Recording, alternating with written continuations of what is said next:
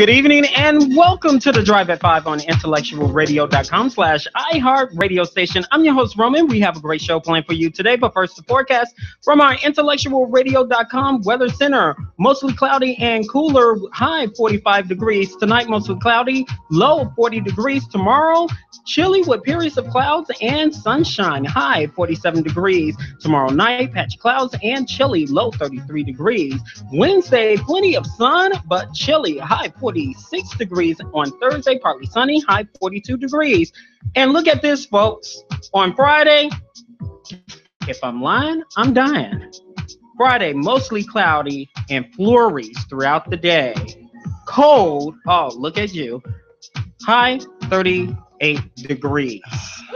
The Drive at 5 is also part of the new Monday night lineup, starting with a new show at 4 p.m. called Chocolate for the Soul with Ramona, and Policy Matters at 6 p.m. New Black Leadership at 7 p.m. Black Community Unity at 8 p.m. 9 p.m. Chronicles of Rum and the Mic Up. You know why they call it the Mic Up? No. Her mic is always up. Oh. At 10 p.m. Also, the Drive at 5 is also part of the fabulous 5 at 5 only on IntellectualRadio.com Tonight, my guest is part of the cast of the Chicago's most popular web series entitled Low Strong. I'll ask you about the title later. Please give a Drive at 5 welcome to actress Victoria Lee to my left, and to hers is actor Shervin Bain. Welcome to the Drive. Thank you for having us. Oh, no problem. Please give IntellectualRadio.com/iHeart radio station your background. So, my name is Victoria. I'm originally from Milwaukee, have an arts background from my education there. And I decided a couple years ago that I wanted to make a web series with one of my best friends. So, yeah. That was it? Oh, you want more? Oh, you got it. I was born at a very young age. Yeah, I mean, I play the cello. I play with the Chicago Metropolitan Symphony Orchestra. I haven't been acting very long, but I have a strong start to it with the web series. Actually picked up an award, which we'll probably talk about later on, at the Brooklyn Web Fest earlier in the fall in New York. I have a pet bunny who I love very much. And yeah. Your background, sorry. Shervin Bain, born and raised in Miami, Florida. Moved from there to the UK for about a year. Moved to New York for 2.5 years and landed here in Chicago. Met Victoria Lee here to my right. And we worked together at a corporate job that we're not allowed to mention, but an amazing experience with us getting together and becoming friends. And from there, we just kind of decided to document some of our antics and put them into a show. Victoria came up to me with the idea, and I just decided that, yeah, this is something we definitely got to do. So took up some acting. We took a Second City class and, built some character development, and here we are. Have anybody told you you look like the actress from Homicide: Life on the Street? Homicide? I have not seen that. I cannot say that I've seen that. Who is the actress from Homicide on the Street? I forget her name, but you look just like her, though. Is it Lisa Bonet? I get that a lot. You gotta take her roles. Is it Halle Berry? I've been told I look like Halle Berry. Is it Beyonce or Rihanna? Because I've also been told that I look like them. Please explain your character on the series and what you associate your character like on a television series or even personal. Yeah, so my character on the show is basically an amplified version of myself. So we do really ridiculous things. Define amplified. So just how we act on a daily basis, but taken to the next level of what we're willing to do. Imagine us at our most crazy. That's pretty much our character 24/7. Yeah, like just no filter, just out of control. will do whatever she wants, is kind of rude to people in public, to be honest. That's not how I am in real life. That's how my character is. But yeah, she's just really unfiltered and kind of crazy. So yeah. And I mean, we always compared it to shows like Broad City, where like the characters are very uninhibited and they just kind of do whatever they want. So I think that would probably be the closest, I don't know, comparison that I could make. Yeah. I mean, I think we definitely play in a sense caricatures of ourselves. I think we're unwilling to make fun of ourselves and show some of our more nerdy, quirky, awkward side. And I think a lot of it just happens to be with us being low strung, essentially, is what the title of the show is, and just coming with a relaxed demeanor about how we're approaching life in general. What made you guys come up with the title Low Strung? What made you guys like, that's gonna pop? It came to me in a dream. So a lot of the show is us getting into outrageous situations, as we've said, and after most of these situations take place, we're usually just kind of like back on the couch again, not really caring what's going on. And it's just like really outrageous. Like, so the whole first episode is an acid trip that we go on, and we never leave our apartment. We never make it out to the club where we're trying to go. And it just turns into like this whirlwind of just like outrageous, just, it's a mess. And at the end of the episode, we're just kind of like sitting on the couch and we're like, oh, well, that's just how it is. So that's kind of where Low Strung came from. And we have a lot of instances like that throughout the season. Yeah, we're definitely the opposite of high strung. We're just kind of relaxed about the insanity that's coming towards us that we should probably be a little more concerned about, but Yeah, probably. hashtag low strung. What inspired you to be a part of the series? You said you guys like, we should document this. Yeah. We're having so much fun. Let's document it. How did it, what inspired you to say, let's do it? Parts of it were, us just having conversations and ideas and throwing those back and forth. And then one day we just kind of got together, sat down and wrote like a good chunk of the first episode. And we liked how that was coming along. And we had that progress to finishing the first episode. And then we tapped one of our friends, Lily Kay, who has a lot of connections for us. And we sat down with her and talked about what we can do to make the next steps happen and make this a whole reality. Basically, we think we're really funny. And so we were like, we should probably write some of this down and maybe show it to people. So it's worked out so far. Now, let me know if I'm accurate about your show. Okay. I saw some of the episodes. Low Strung, to me, is described as Logo meets Will and Grace, that meets friends, that meets girlfriends. Is that an accurate depiction so far? Very, very specific. Oh my gosh. Yeah. I would say, yeah, there's definitely parts of all of that in there. I mean, our dynamic, I can see Will and Grace being Will and Grace like. Yeah. Friends, I can see some of the antics that they get into being something in how we, just interact and deal with life as a whole. Definitely girlfriends. Definitely that girlfriends. One's spot on. Yeah, that's pretty much like 100% reality. Yeah. So, Also, I would add like Always Sunny in Philadelphia. Like that, I don't know if you've ever watched that show, but it's just like really weird and they don't have any filter at all on that show. So I get a lot of my writing inspiration from them as well. There's one episode that I told one of your producers, the bunny episode. What made you come up in your fascination of a bunny and write a whole episode of a bunny? Well, basically, I already had a pet rabbit. And naturally, when you take on any sort of project, your first instinct is to go, how do I get my pet involved in this project and make him a star? So I'm just trying to get my bunny famous. No, he was kind of a nuisance to work with.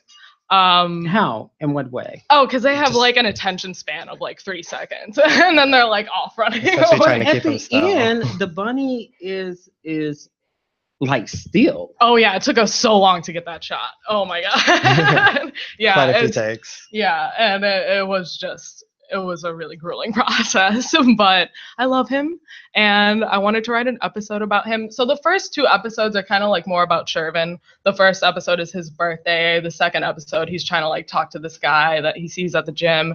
And so when we wrote the 3rd episode, you were like, I think we need to do something about you. And so right away it was like, Bunny. We have to introduce the Bunny.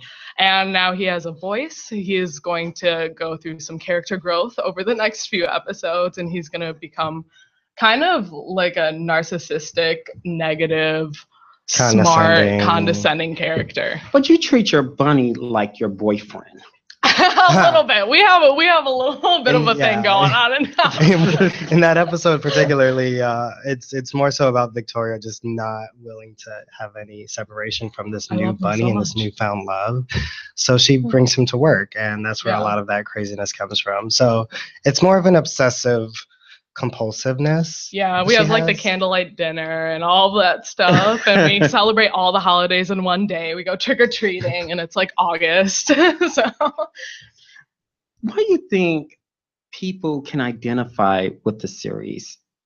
It's kind of like it's hard to get a web series and popular at the same time. Mm-hmm. So why do you think people identify with the series? I mean, I think we're pretty relatable people. We wander around the city enough to know like people are experiencing a lot of the same things that we're experiencing, and I think it just came upon us to just kind of document that. And I think the relatable parts are just us being, you know, fellow human beings living in the city of Chicago and trying to make things happen for ourselves, and everyone who lives here can relate to that for sure. Yeah, and the content of the show is very like slapstick. It's very ridiculous. And we were talking about, you know, a lot of like Black and brown comedies that we see on TV right now. And there's some really great ones out there right now. And they always tend to kind of have like heavy or serious undertones to them. Even if it's like a hysterical show, they'll bring in like a little serious note to it. And so we kind of wanted to go in the exact opposite direction because we felt there wasn't really any slapstick for Black and brown people out right now. So that was kind of like a void that we wanted to fill with the show. There's one particular episode that you wanted to date a racist white man. I didn't know he was racist. That's more and you had a fascination with that. Explain to us, how did it come about in that twist? Yeah, so it's a Tinder date, so I don't know him yet. And I show up to the date, and first he starts hitting me with like the microaggressions, which I wrote based off of my real life, things that men have really said to me, like, oh, wow, you look so exotic. Like, what are you mixed with? And I'm just like, oh, you know, I'm black and white. And then he goes, okay, so you're not like black, which is also something that someone has said to me before. And it's like, okay. But how and I'm sorry to cut you off there, but how, when somebody say, oh, you're not black, do you get offended by that? Or it's more so like uncomfortable. I don't get immediately offended because I know that it's not ill-intentioned. It's just kind of ignorance when it comes to that. Like, what does black mean to you, you know? And it's usually white people who say that to me. So it's usually leads to an awkward conversation. But I don't. Can I transition it to a black person, what a black person would say? I mean, I've never gotten it from a black person before to say, are you black to me before. So, I mean, and I've always identified as black. I also identify as mixed. I'm both of those things. You know what they always say. What do they always say? If you have 1% black in you, you're black. Yeah. I mean, they say that. I mean, that's just my personal identity, you know? And so, especially like in my time as a waitress, I used to be a server here in Chicago. And like some of them, like men specifically that I would serve, would say some of the most outrageous stuff to me, like, oh, where are you from? And I'm like, Milwaukee. And then they go, no, where are you like really from though? And it's like I would lie about being from Milwaukee. Like, that doesn't make any sense. So yeah, it was important to me to try to incorporate that into the writing of the show, but do it in a way that's also funny. So I didn't want to get too like heavy or serious with it. But when, you know, he says those things in the show, I'm just like, oh, okay, this is kind of weird. And then he takes off his jacket and he's wearing an All Lives Matter shirt. And I just like totally flip out and I just like make a huge scene. So yeah, it's taking a serious subject matter and making it funny, I would say. Your particular episode deals with gay issues. Mm-hmm. Now, how you transform that as an African American male that's also gay and say, you know what, there are some serious issues here. I think for me, a lot of it was just kind of, giving my point of view and my life experiences and putting them on the screen in a way that just kind of communicated to everyone, what it's like to kind of live in these shoes. And I think a lot of people might have a perception of who I am just based on those simple facts alone, being Black and gay. And I think it was more so important for me to just kind of reiterate that we're all just kind of humans living on this earth. And one of those things is considering the fact that Black and or gay, I have my own unique experiences that aren't really summed up. So I think it was just important to kind of portray that in my own voice, in my own way. Now, why you think the series, and I know there's like a big here and there, but what is the difference between millennial comedy versus a Generation X comedy series? I think millennial What, that comedy, was a hard question? It's deep. It's deep.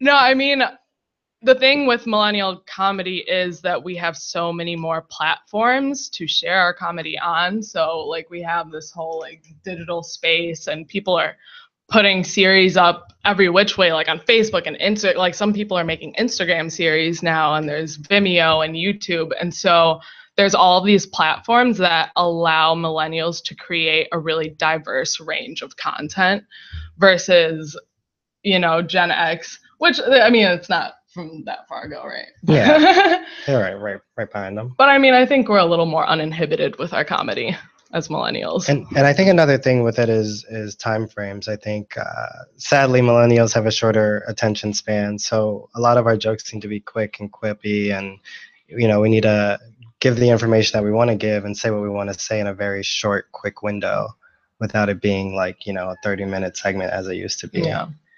Now, to let everybody know, it's not for everyone. It's not really PG-13, some of the episodes. Oh, yeah, no, definitely not. It's definitely not. No, we deal with things that, we deal with, Yeah, it's an adult show. It's for people who are doing some of the adult things that we're doing. And I would say, don't watch it with your kids, but definitely watch it, and everyone can learn something from it. So I want to ask this question. How you guys first met? What made you say, you know what? We can do something together. We can develop something.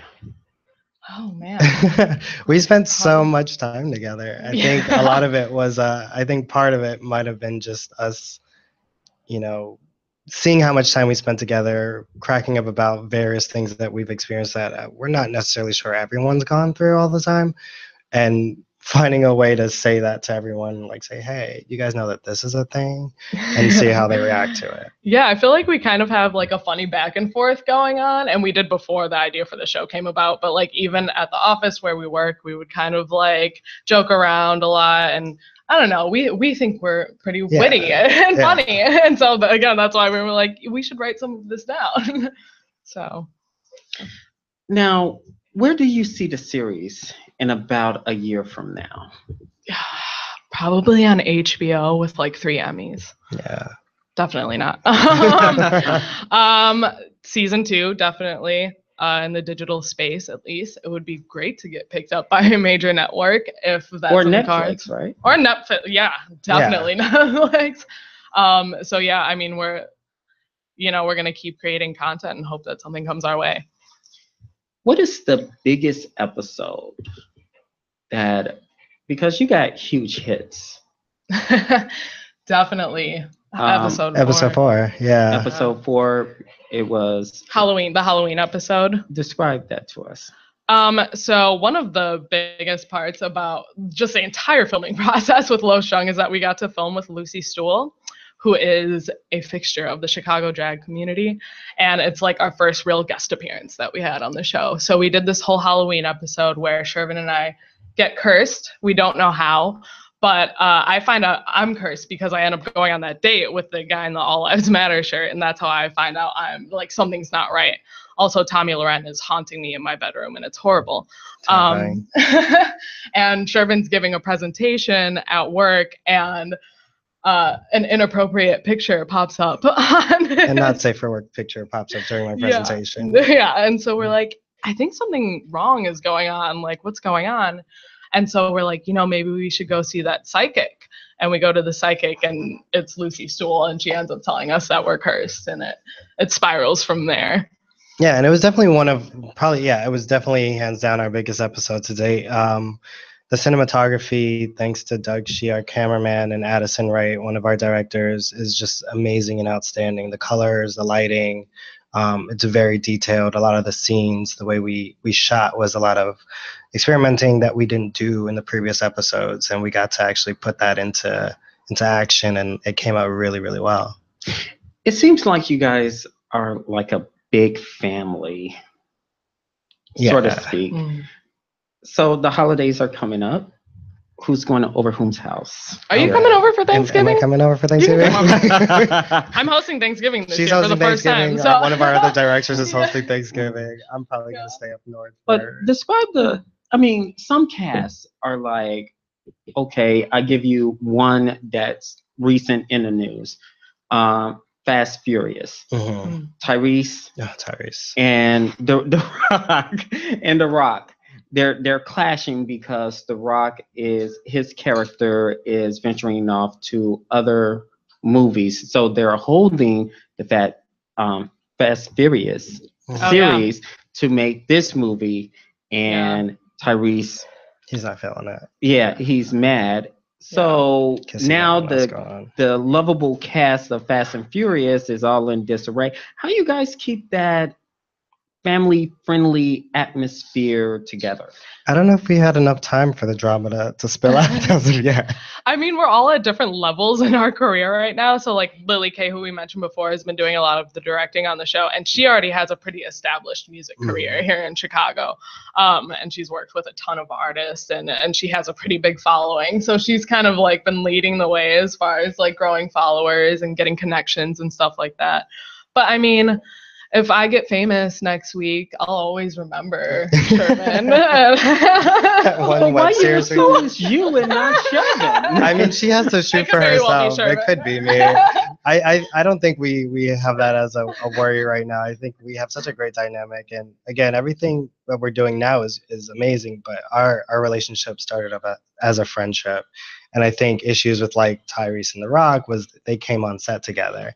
And some of that clashing has to do with money and financing, but I'm not, relying on Victoria for my checks. She's not relying on me for her checks. And I think that is one thing that'll keep us from clashing in that regards. But we have a pretty solid friendship going on, so I don't foresee it. But I mean, she might go diva on me, and I might go, we'll see. So please give IntellectualRadio.com where they could go get in contact with you, get in with the series and connect. Yeah, so everything is Low Strung Series. So Twitter and Instagram at Low Strung Series, Facebook Low Strung Series, and lowstrungseries.com. Yeah. Spell it. LOWSTRUNG. Series is SERIES.com. That's a good radio voice. You always want to take my job. People come in here just want to come and steal, and Earl always like, well, we got a spot for you. Who do I talk to? Well, guys, it's been a pleasure. So don't be a stranger to the Drive at 5, okay? Yes, thank you so much for having us. Thank you so much. Thank you again. Thank you. When we come back on the Drive at 5 on intellectualradio.com/iHeartRadio station, special tribute to one of our very own here on intellectualradio.com coming up next. Thank you so much.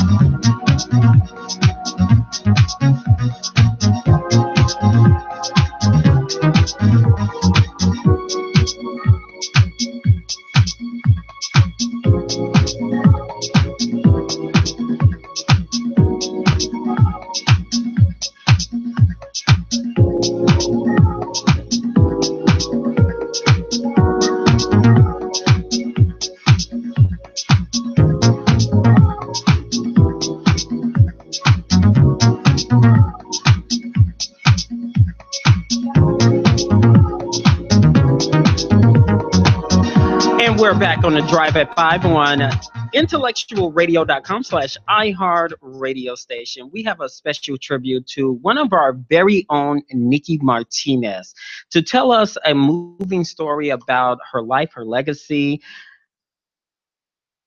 Very own IntellectualRadio.com family member, please welcome Nicoletta Morales to the Drive. Well, thank you so much for having me, Roman. I appreciate it. It's always a pleasure to talk about someone as memorable as Veronique. And definitely talking about her brings tears to my eyes, especially looking at the picture behind you. She was a great person. I met her when I did a story on her for Extra newspaper when I was the managing editor there. And I had the pleasure to meet her, her daughter, and her husband.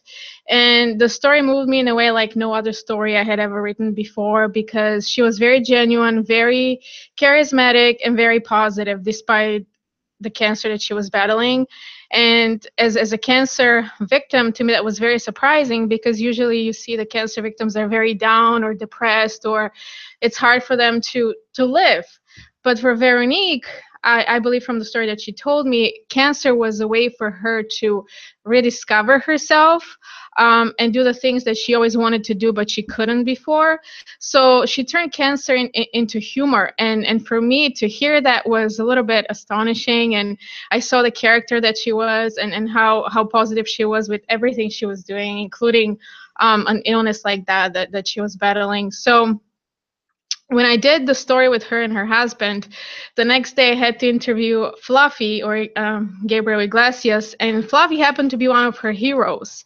She loved his comedy, and she told me, she said, "Nicoletta, do you mind if you record a little Instagram video and you play it to Fluffy?" And I said, "Oh, I would love to do that." And then she was very appreciative. So we recorded a little video where she said, "Hi, my name is Veronique. Nice to meet you, Fluffy." So in a way, through me, she was able to meet her favorite comedian, Fluffy, and Fluffy was nice enough and kind enough to ignore the fans that were around him the first time I met him and pay attention to the video. And he was very touched by what she had to say, and the fact that she was doing comedy, because I told him that she does comedy and at the same time she has cancer. So he was very touched. So when I did the interview with him, I asked him, I said, "Fluffy, would you be interested in checking out her website and checking out her comedy? She'll appreciate it very, very much." And he said, "Absolutely." And I told Veronique, and she was very happy that one of her comedians and heroes was going to check out her website and her comedy, and she was very much appreciative. You said off air that Nikki was like a hero of yours in some way. Like, describe that to us, how she was a hero to you. She was a hero to me because at the time she was going through, before she met her husband, she had a really tough time. She had not a very happy marriage. She had a stressful job. So she was battling a lot of the similar issues I was battling at the time. So seeing how somebody has the character to persevere and at the same time inspire change despite an illness, to me was more than an inspiration. To me, it was like a hero. It was somebody that showed me that you could do it regardless, that you could be happy regardless of the circumstances. And I think that's what I took away from her, is because when I met her current husband, he loved her very, very much. And then you could see the love that the two of them had. And to me, that was inspirational as well, because you don't see such love nowadays, where it's not about the looks, it's not about the money, it's not about the weight, it's just about who you are on the inside. And I think that's what inspired me about the story, is because they both of them loved each other for who they were, and he was right there by her side, and it showed me that yes, I would be able to find somebody like that at the time. and persevere, and it was very inspirational and very, very moving for me. And it was an enormous pleasure writing the story and putting it out there for everyone to see. And I have to say this, I had somebody come up to me who was a cancer victim, and he said, "Thank you so much for posting the story, because it brought light to me, and it showed me that I could see the humor in cancer." And he was one of the cancerous patients that was depressed and obviously not happy. And for him to read a story about somebody who makes comedy out of it and is such a positive person was very helpful. When you find something like that, and Nikki was an inspiration Hmm. to everyone, Yes. how does that make you feel? Oh, it makes me feel honored that I met her. It makes me feel happy that I had the chance and to do that in the lifetime that she had. And to me, it's amazing I had the chance to do that, because you don't meet people like that very often. I'm a journalist and I meet a lot of people, but people like that who are very positive regardless of the circumstances, especially cancer, and still find the humor and joy in life, to me that was very, very touching. Being that a lot of people have a lot going on in their lives, but they always seem depressed or down and unappreciative. Veronique, in my opinion, was appreciative of everything she had, and she tried to touch a lot of people with her words and work. Thank you so much for sharing that little memory for Yes, us and absolutely. paying tribute to one of our very own. I really appreciate that. Thank you for letting me do that, and very happy to have better. All right, thank you. When we come back on the Drive at 5 on intellectualradio.com/iHeart radio station, my next guest, she is a 10-year-old sensation. Yeah, I can say that. And she wants you to make her dream come true. Coming up next on the Drive at 5.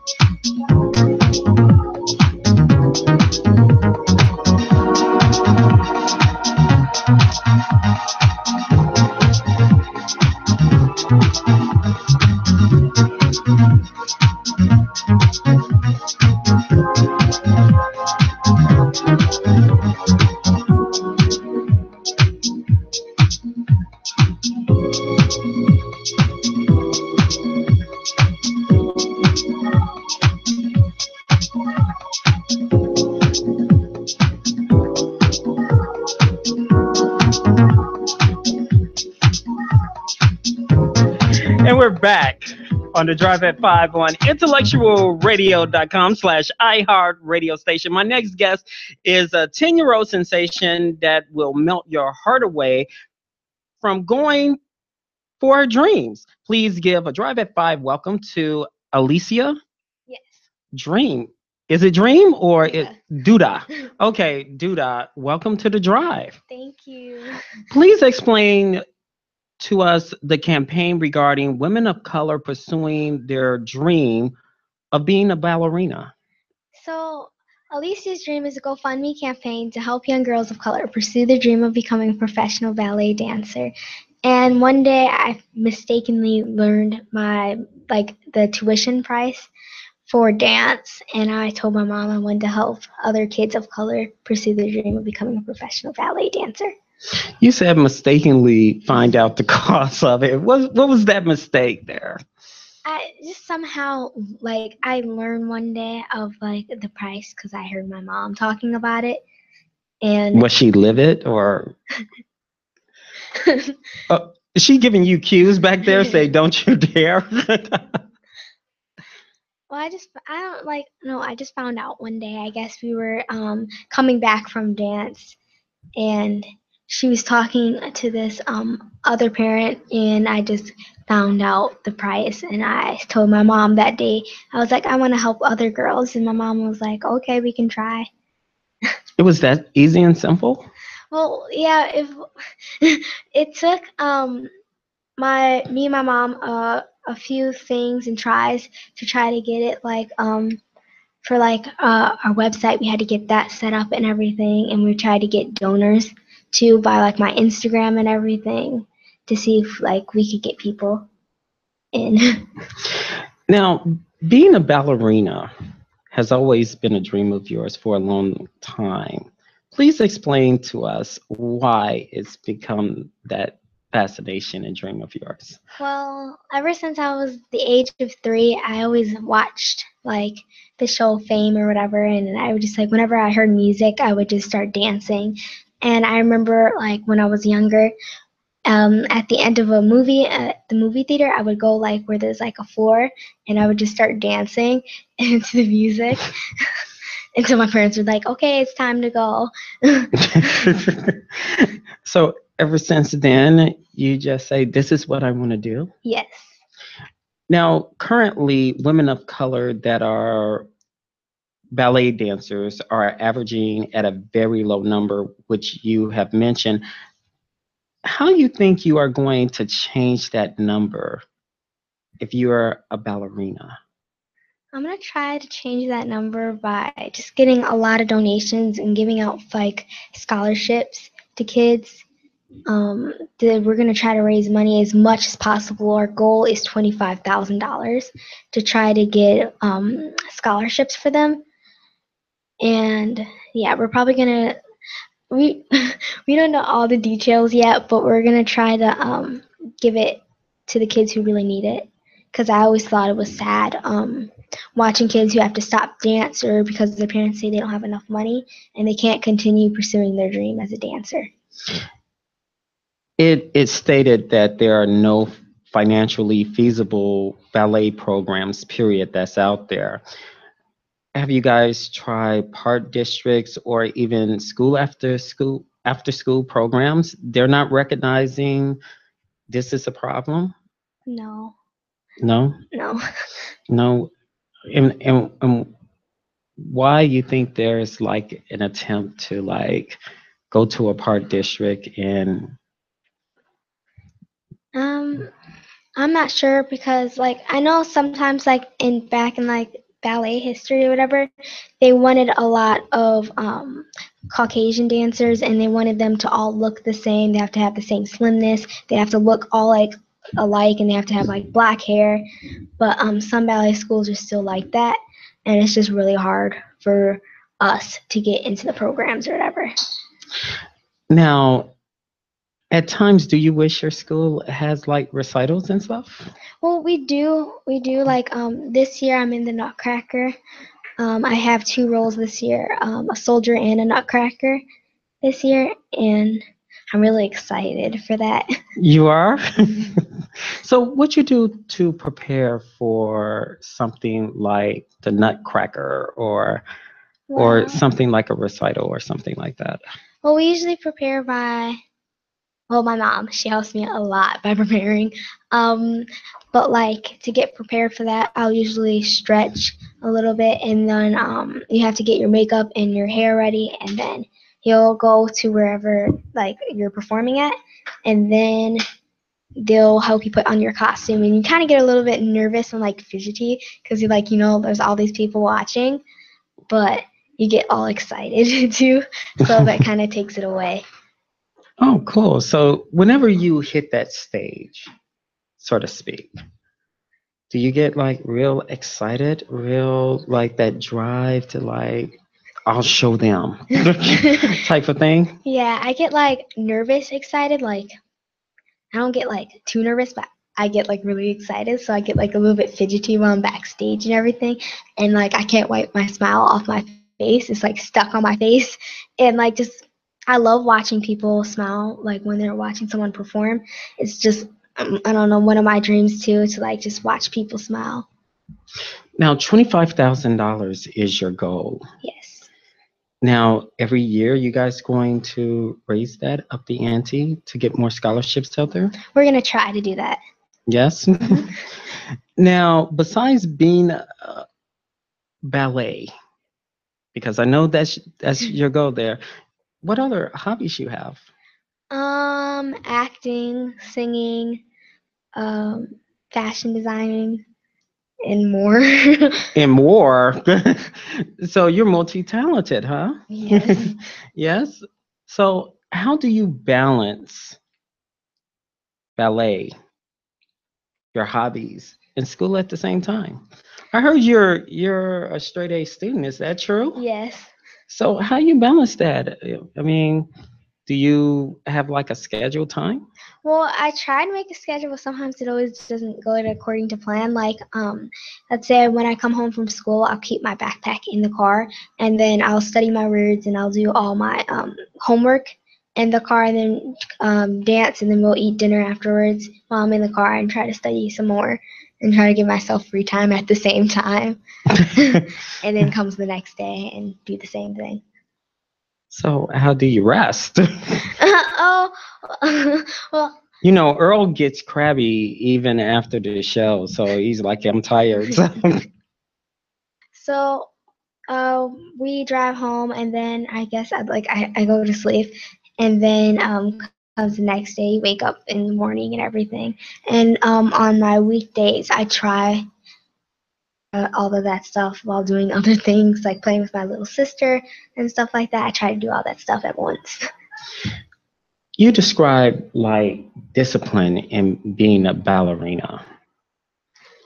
And you know, when it comes to women of color, you see images and stuff. And being a ballerina, that what fascinated you, that's what grabbed you. My question is, you're 10. and and do you have like wow, I have a full-fledged schedule here and I'm 10. Do you get excited about that? Yeah, like sometimes I always have like one of those flashbacks, like, wow, I'm doing all this stuff. I'm now only 10 years old, and I didn't start that long ago. So I just get like, I don't know, I get like happy. I'm really happy. Now, you received some accolades for what you're doing. Can you name some of the accolades that you've been Um, doing? oh, okay. For like, um, There's a lot you can't even name, right? Yes. Well, let's put it this way. You are doing a courageous thing, not only for people your age, but people on up. You ought to be commended for what you are doing. So I know you have a GoFundMe page. Could you describe to IntellectualRadio.com to urge them to donate? How much? I know you're a good go-getter there, so I'm giving you time to pitch whatever you want to pitch and get them to donate. okay, so I have it right here. To donate, visit GoFundMe.com/Alicia's Dream, ALYSSIA. One more time. ALYSSIA. And please follow me on my Facebook, Twitter, Instagram. They're all Alicia_ballerina. And yeah. Okay, high five on that. Okay. Thank you so much for coming. I really appreciate that. Thank and you. and what you're doing is it ought to be commended. Okay? Okay. Okay, so don't be a stranger to the drive, okay? Okay. Okay, you promised me, right? Mhm. All right, okay. That's going to do it for us on the Drive at 5 on intellectualradio.com/iHeart radio station. Thanks to Earl Winfrey, who's behind the scenes, our executive producer, Wanda, who is also behind the scenes, and I got to give a shout out to Christy with an I, who's behind the scenes, your mom, and also Natalia and the low string crew that's back there. So thank you so much. You guys have a wonderful week.